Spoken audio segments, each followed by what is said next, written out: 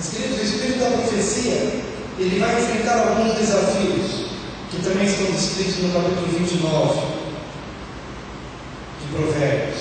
29, versículo 1. O homem que, muitas vezes, repreendido, endurece a cerviz, será quebrantado de repente, sem que haja cura.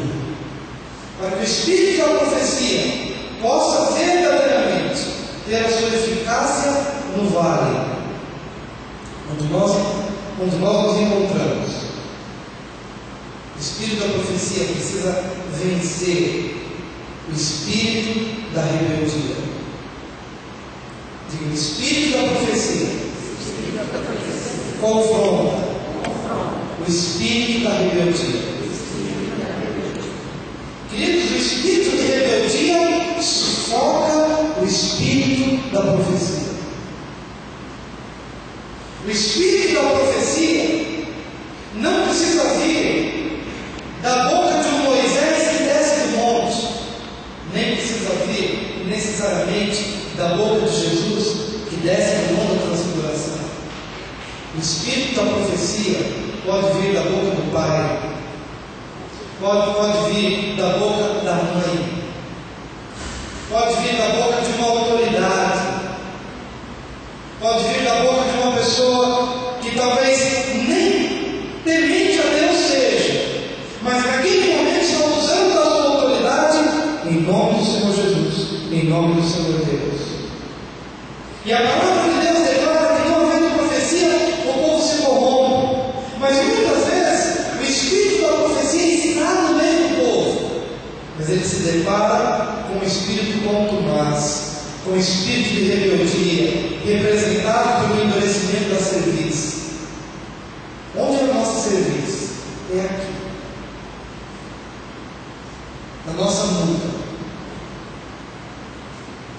Ele é usado de uma forma simbólica para dizer o seguinte: o filho que é rebelde, ou a pessoa que se torna obstinada em seus caminhos, ela endurece sua cerviz, não ouve repreensão, não se inclina diante das autoridades, não se submete diante de direcionamentos, ele endurece a sua cerviz, ele não se inclina diante de autoridades, nem diante de Deus, nem diante do pai, nem diante da mãe, nem diante do professor, nem diante do guarda, do policial. Ele adota uma postura de endurecimento à sua cerviz. Mas a palavra de Deus declara que o homem que muitas vezes, repreendido, endurece a cerviz, será quebrantado de repente, sem que haja cura. Um dia ele estará dentro de uma determinada situação em que o seu pescoço duro não vai resolver. E a palavra de Deus declara que se ele se habitua a endurecer a sua cerviz, um dia ele estará dentro de uma situação em que o pescoço dele estará tão duro, não se inclina.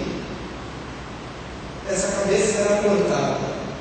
Figuradamente falando, essa pessoa não terá jeito para ela, não haverá saídas para ela, porque durante todas as oportunidades que ele teve durante o seu caminhar, de se inclinar, de obedecer, de se sujeitar, ele perdeu todas as oportunidades. Não ouviu o pastor, não ouviu os pais, não ouviu as autoridades. Chega em um determinado momento em que não há mais esperança para ele. O espírito da profecia é sufocado pelo espírito da rebelião. Então, meu amado, se você quiser continuar ouvindo a voz de Deus, em nome de Jesus, ore pela sua cerviz.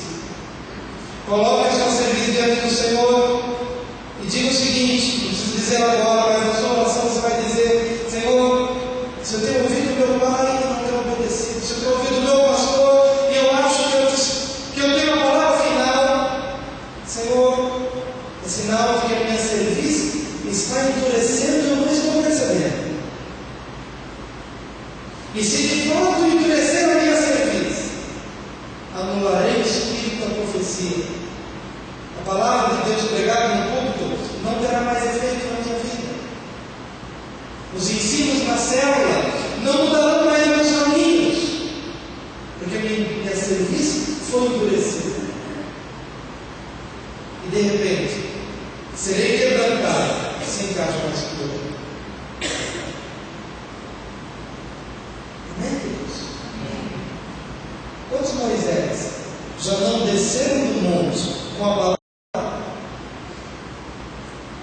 E aí já não é mais por falta de profecia, mas é porque a profecia não encontrou guarida por meio de uma cerviz endurecida.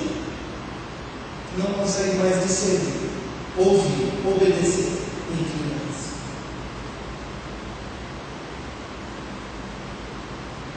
O espírito da profecia, ele é sufocado pelo espírito da lisonja. Provérbios 29, versículo 5. O homem que lisonjeia a seu próximo, arma-lhe uma rede aos passos. O homem que lisonjeia a seu próximo, arma-lhe uma rede aos passos. O que a palavra de Deus está querendo dizer aqui, que muitas vezes há uma palavra profética a ser liberada, e essa palavra nem sempre é a palavra mais agradável, porque talvez ela vai me incomodar, ela vai ser contrária àquilo que a pessoa quer ouvir. Mas às vezes amamos mais a pessoa do que a Deus, e diante da pessoa não temos coragem de dizer o que Deus está mandando dizer. Não temos coragem de confrontar o erro. Não temos coragem de salvar aquela pessoa, confrontando aquele caminho não agora se encontra. De repente entrando pelo caminho, não o caminho da profecia, não o caminho da palavra profética, mas entrando pelo caminho da lisonja, que significa: escuta, você é bonitinho, como você é inteligente, como você tem virtudes, como você é uma pessoa especial. No fundo você tem uma palavra para dizer e confrontar o erro, mas na hora H você escolhe o caminho do massageamento do ego. Você escolhe o caminho do falar palavras boas e agradáveis. Não tem a coragem de olhar nos olhos e dizer: meu querido filho, meu querido discípulo, meu querido irmão, isso que você tem no seu coração é reprovável, e eu preciso te dizer isso com todo o amor do mundo, com toda a compaixão do mundo, com toda a misericórdia do mundo, mas eu não posso me enveredar pelo caminho da lisonja. Eu não posso te honrar quando os teus atos não são dignos de honra. Eu não posso te elogiar quando os teus caminhos não são dignos de elogio. Porque se eu me enveredo pelo caminho da lisonja, eu anulo o espírito da profecia, e não havendo profecia, o povo se corrompe. O povo fica sem direcionamento. O povo fica sem Deus.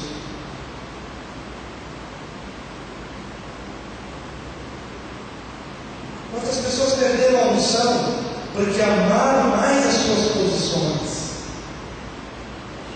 Ficaram com medo de perder posição, não amaram Deus. Pessoas que talvez têm que estar diante de uma autoridade, e quando estão diante da autoridade, puxam a sardinha por lado da autoridade, mesmo que a autoridade esteja errada, e não tem coragem de chegar e dizer: olha, assim diz o Senhor, porque dele a autoridade, e entra pelo caminho da lisonja. Mas a palavra de Deus declara: o homem que lisonjeia a seu próximo, arma-lhe uma rede aos passos.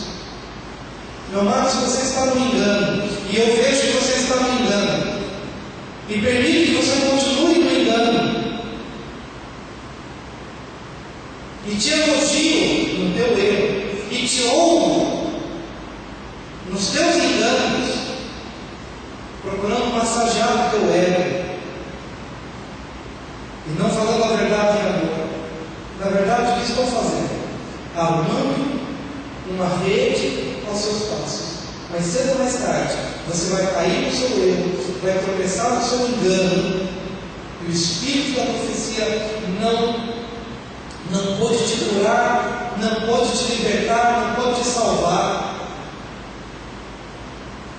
Você não pode saber, porque você não soube no meio da profecia no caminho que você estava.